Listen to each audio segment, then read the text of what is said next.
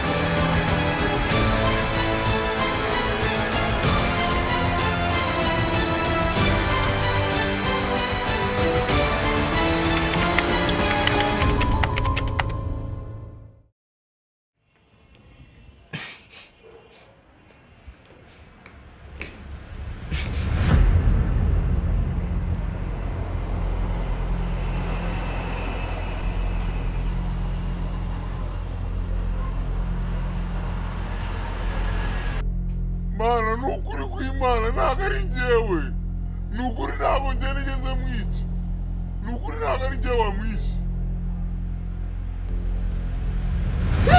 ntago ari njye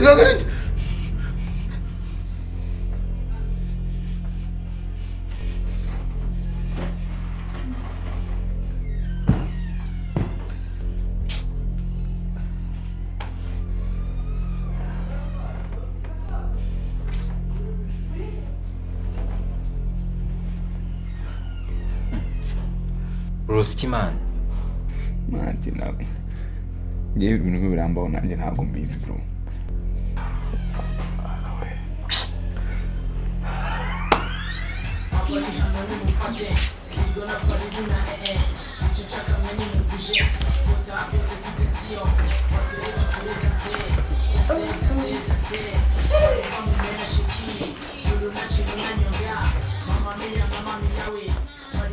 Oh wow. Umfasha kugira nawe. Komeza wibwire niwe bibereye. Okay. Komeza wibwire. Sharuzi. Njye mbona wicara cyiza.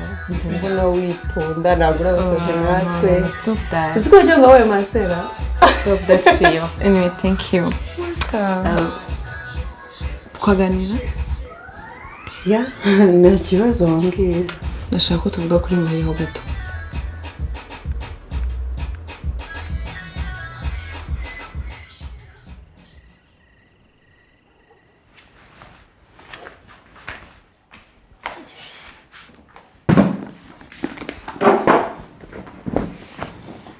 Jose Nibiki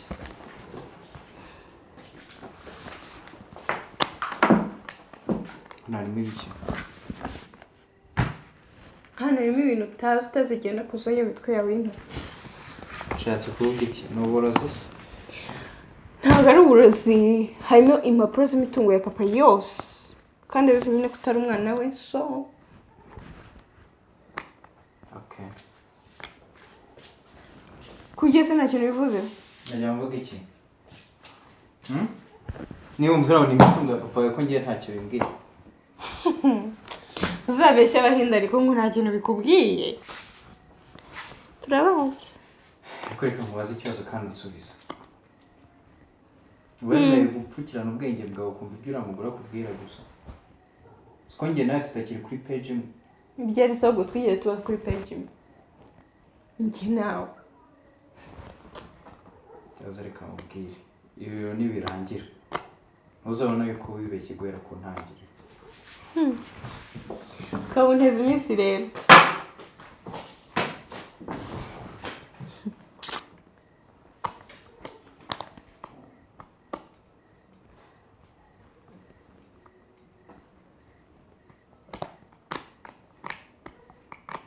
akose man ubu ni uko tubana hangaha nge ubundi ubona hari ikintu nagize mu ruhare mu rupfu rw'umwana wa Fiona man kwiki manje ntago mbizi gusa umutima uhora unyishyuza buri gihe unshinja kuba ari njye wishe umwana wa Fiona nako wacu izina rya Yesu nisi ibyo byaje ryari ntago mbizi man ntago mbizi gusa ngiye icyo nzi nuko ngo ubusingisinzira buri gihe uko nkizanga nshaka gusinzira ntanangira kubura ibyo inzozi byo sirwa ni yakare komana y'Iburasirazuba ko numva bitoroshye se birakaje tu birakaze nyine muze ntabwo ariyo mpamvu urimo no kubaza ngo mbwire wowe niba hari ikintu uzi utabikemura mani nta kintu nzerega erega mani twebwe mu rugo ntabwo twe turi abarozi mani ngiye no buri genda bikubwira twe ntabwo turi abarozi ikintu twe dukora tuvuza imiti ya Kinyarwanda ya gakondo mani twebwe ikintu dukora dufata imiti ya Kinyarwanda tukayongerera ubushobozi mu buhanga dufite. Erega George njyewe nta nuko numva ko ukeneye ubwo buvuzi bwa gihanga bwa gakondo bwa Kinyarwanda. Ukeneye kwicara wowe n'umutima wawe mukaganira. Ibyo bintu umutima uri gushinza ugusaba ukubwira wakoze ibi mani bikarangira. Wasanga umutima ukubwira ugucira urubanza wasanga nta kintu we wakoze nta kintu wicira urubanza mani ukibabarira. Ariko none wasanga umutima ugucira urubanza ari ikintu wakoze ugafata iya mbere ukajya gusaba imbabazi.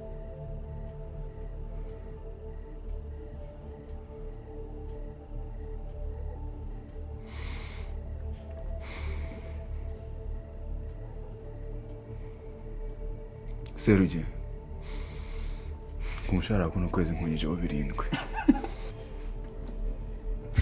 Boss, mwana ukunda amafaranga bingana iki? Ubuse gufata 7,000 ugashyira ibyo 3-10 yo kuzura gutwaye iki?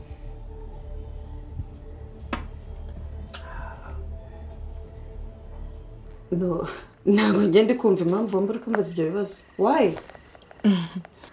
Fiyo, kubera ko urumva sinzi ko nagusobanurira ariko nyine kubera ko nkawe uhora hano ari wowe ukunda kuri hano igihe kinini ukunda kuri mwe na Muhire umubona ndashaka umbwire muvo maze wowe ubona mbese target yari yihe yifuza kugira iki muri runo rugo.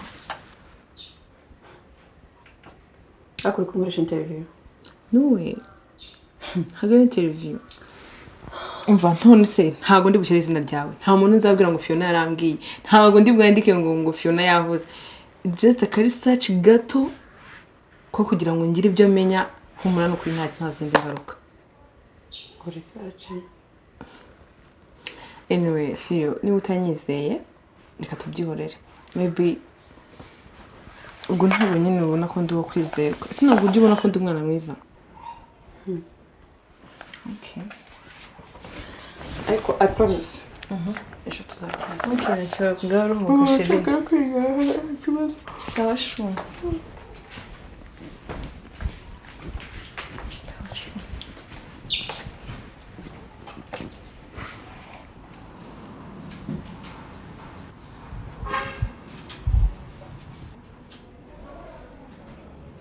Ndi kubona ni Muhire cyangwa ndi mukurota? Ntabwo uri kurota ni ngewe. Ariko n'ibintu byangaha bijya bincana. Ubundi bavuga yuko kuza gusura hano ari ugwera saa 3. None wowe uri hano ugwera saa 1.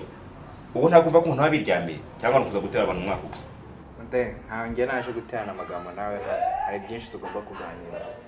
Ubu urimo gutekereza ko ngewe nawe tuganira. Okay. Tuganira iki rero? Ayo ndabizi yuko nyanga ariko ngo nta mahitamo ufite.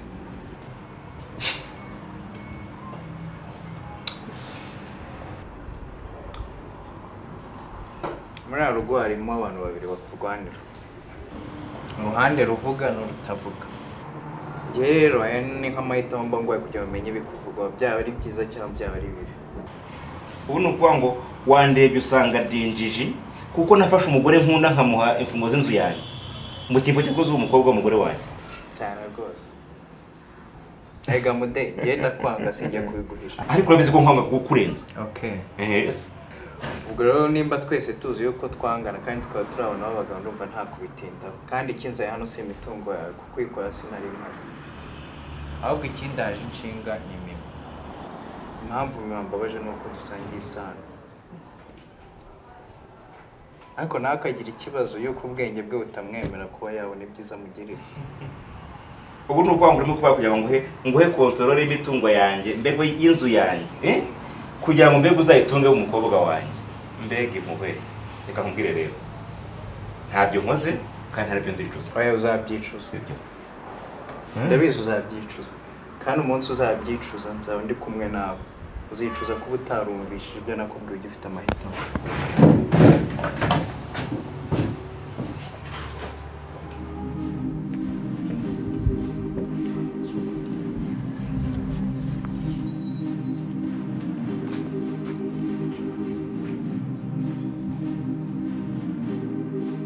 Aramutse boss.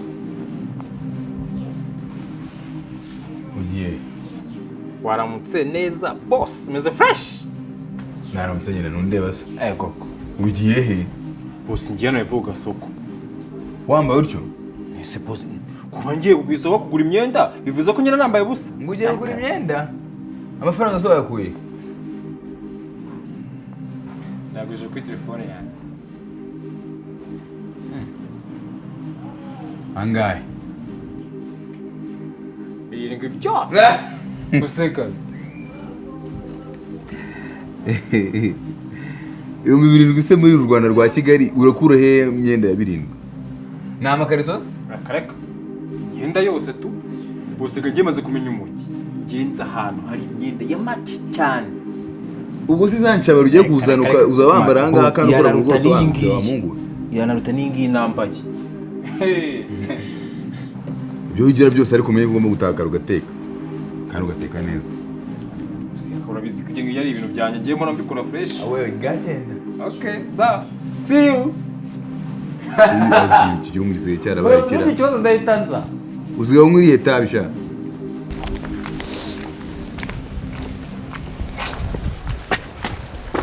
Muhi uvuye he muri iki gitondo?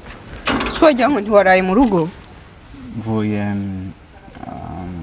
kureba yuko nabona akayaga. Wese ugiye he? Ngiye kureba papa kuri brigade. Anyway, ngo Rosette mufitanye ibibazo. Ngo ugira umwanda, ngo usigaye uteza umwanda mu nzu we wane nago mbizi. Se muhiwe wakuzuka umuntu mukuru kareka kwitwara nk'umwana. Wibuka guhe nimero za avoka kugira ngo tuvugane. Mba niki na avoka wowe? Twamba kumenya aho dosiye yigeze. Cyaregwa ko bingana n'icyo yakora kugira ngo bamurekure atahe. Ndabikora. Okay. Anyway, iriya dosiye yihorere. Ntabwo ikiri mu nshingano zaweho. Rebana n'uriya mugore ukemure biriya bibazo ibindi bizazutaha. Nakwibutsaga. I'm serious. Ndabizi yuko uri serious mimi. Ndabizi. Ariko ubundi wabuze ikibazo cyawe kimwe. Urahindagurika kandi ntuzi gufata ibyemezo. Kandi nawe bigufashamo bose baragushuka. Uzi impamvu papa wafunze? Why kulaye? Uzi impamvu sitazigera bikubwira n'umunsi n'umwe? Cause you are weak. Uri umunyantege nkeya kurya atatiye kuba inshingano nk'izo. Urashaka kunteranya na papa wanjye se? Ntabyo ubonye. Najya bimenye nta kintu.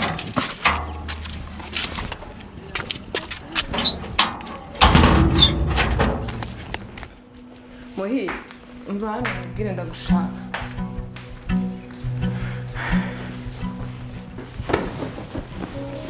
Uko wanyangarira mama, uvugana iki n'umwana w'abandi ugiye kwirebera se? Mwibutsaga ibyavo. Unutse ngo iki? Muhire, nukuri nanjye ikintu muze ntabwo nari ngitekerejeho neza pe. Umbabarire ntabwo mbivuze nabiteganyije.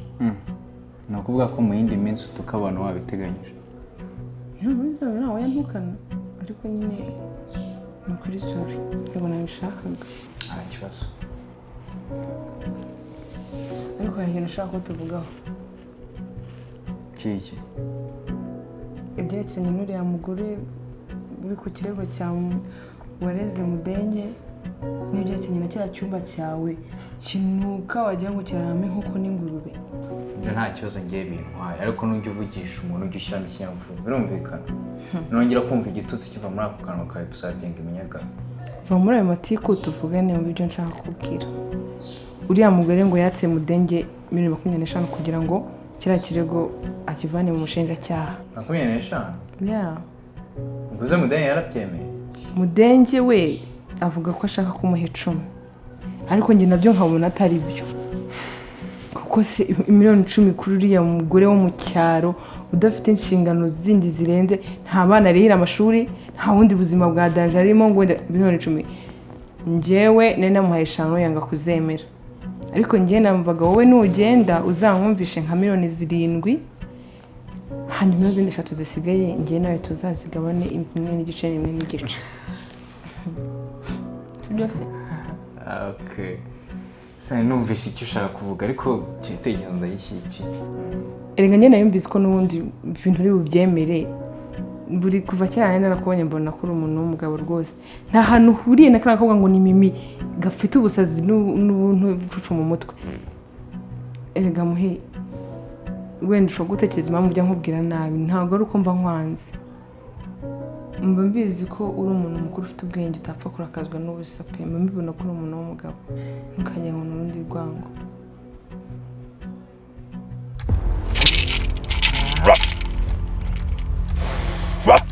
Amara yagutumye ari hehe? Gira vuba. Amaranga nako cyose na yawe. Warayoboroga ariko. Wa mwana uzikurira. Akose mwana. Icyo nagusabye nicyo wansabye simbizanye. Amaraso yo wanumye. Ikindi kandi ubundi yamarisha iki? Okay. Cyangwa sobanurire. Icara gira vuba. Tinza bakurana. Imihango tugiye gukora ni ya Nyarwanda. Niyo twakoreshaga, niyo abakira bakoreshaga bajya ngo bagarura abana babaye ibirumbo babasubize mu rugo. Nta myuka mibirimo. Ntubwiye ko ari ya Nyarwanda. Uyikoresha umwana yataye mu rugo baramubuze bakayikora kugira ngo umwana agaruke iwabo. None se ubwo n'abantu bakurushatse kumva ko byakora. Cyane rwose birakora pe. Birakora cyane. Reka mubwiza ukuri kw'Imana.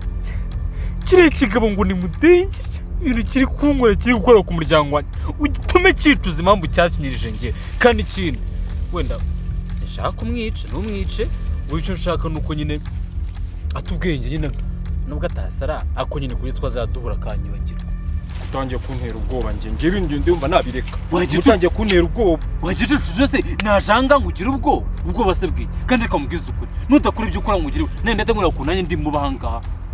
Okay. Aribi. Noneho sasa sa nk'upfukama dutangiye.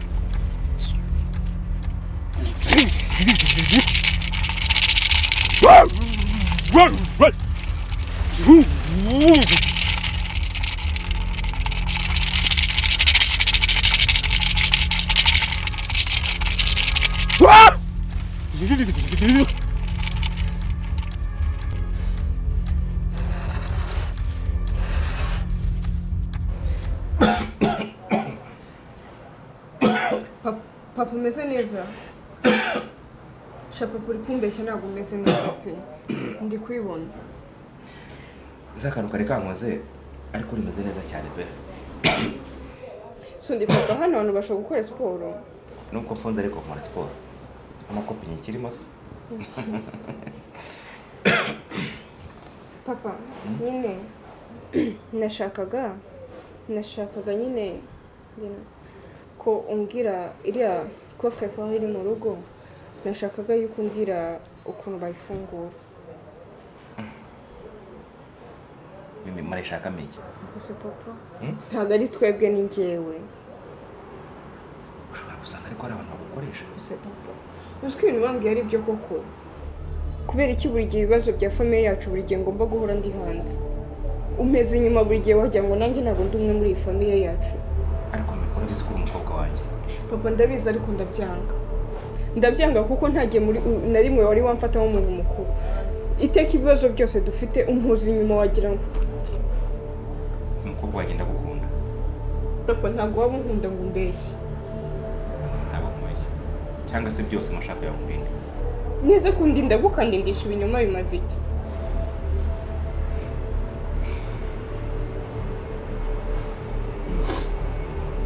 ndakwizeza ko ibi ngibi nibiramuka birangiye nzakubwira buri kamwe ku kandi nta na kimwe usize inyuma kandi byizere nzabikubwira byose.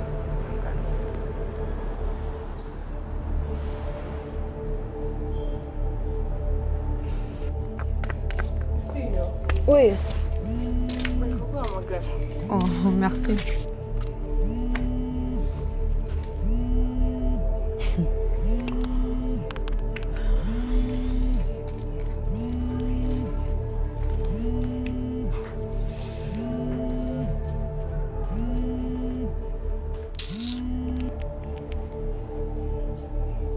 Allô? Fiona, ni George. Yego, iyi nimero nsanzwe nyifite neza. Uranshakira iki? Ya, Fiona nashaka kugusaba imbabazi tu. Uvuze ngo nguki? Oya, uvuze ngo nguki wabisubiramo? Nta kuntu twahura nyine tukaganira. Urabona nyine dufite ibintu byinshi byo kuvugana. George, twumvikane. Nakurabizi. I'm sorry. Umva nago byakunda pe. Bye kandi. Fiona, please.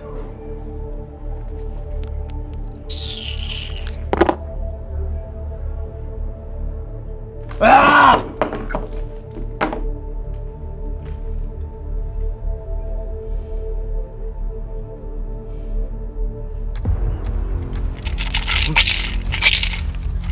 Mvuga usubiramo.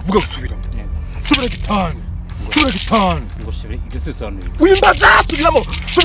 Shibire gitanu. Kwasa mahimba. Kwasama. Urambaza ibyo yakurambye ndakureba. Urabaza abakuru bakureba. Shobora gitanu. Kwasa mahimba.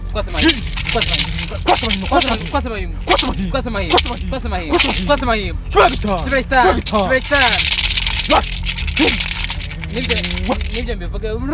Oya. Uravuga ibyo nkubwiye gusa. Kwasa mahimba.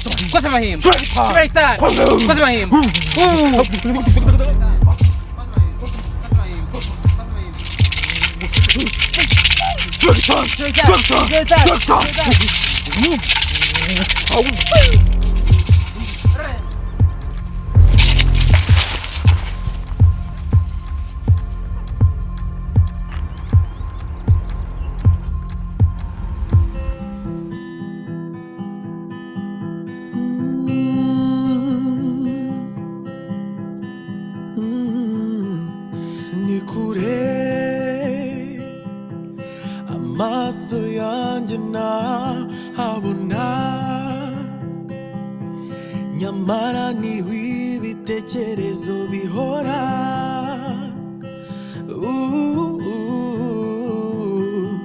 Biragoye,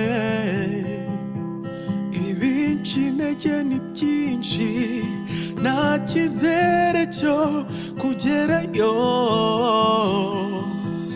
Aho inzozi zidasiba kunyereka, umutima uhora uhambuza, nkabyuka nkora cyane ntekereza